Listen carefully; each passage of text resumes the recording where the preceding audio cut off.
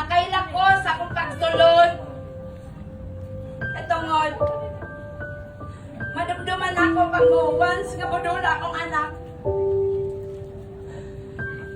Dagay mo sa inggit sa iya ha. Abi na ko sa buhi lang ang daganong tao. Bisan pa man luyo sa kasubo nga napatay na kong anak. Dagan gyapon nagasuporta. Kanatanan, ako na akong pasalamat sa inyo. Kamo nga nagtambong, o katong wala nagtambong.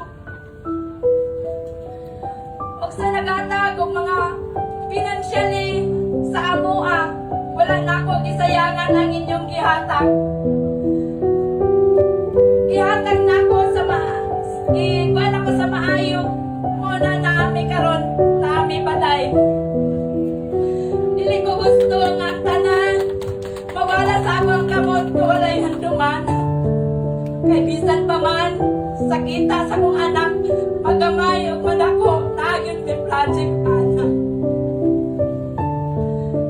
Unya sa tanan nga naghatag og mga bulag, salamat sa inyo.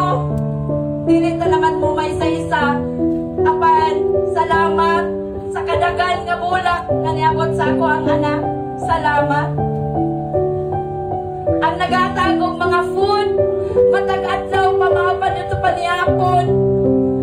Salamat sa mga snack. Salamat sa tanan nga inyong gipabot sa ako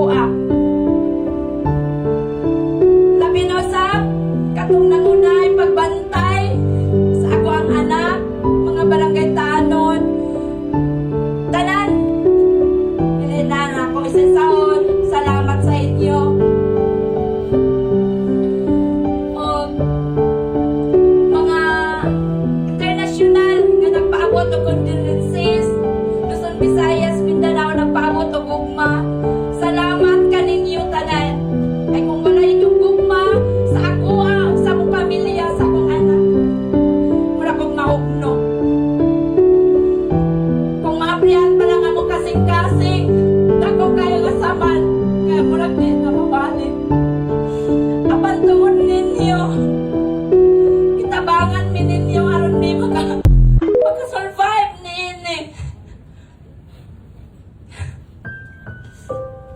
Aron sa tanan, luyo sa kasubo, malipay manusog kami. Pero bisag unsaon na mo palipay. At sakit gihapon. Karon akong giangyo sa inyo, tabangi ko gampo, makakuha kong justice. Ayoko ninyo pasaktin. Kay kung ako lang, isa din ako ni makaya. Dapat kita tanan, ato kining makabuot, labi na sa kong anak. Salamat, huwag din ako taman.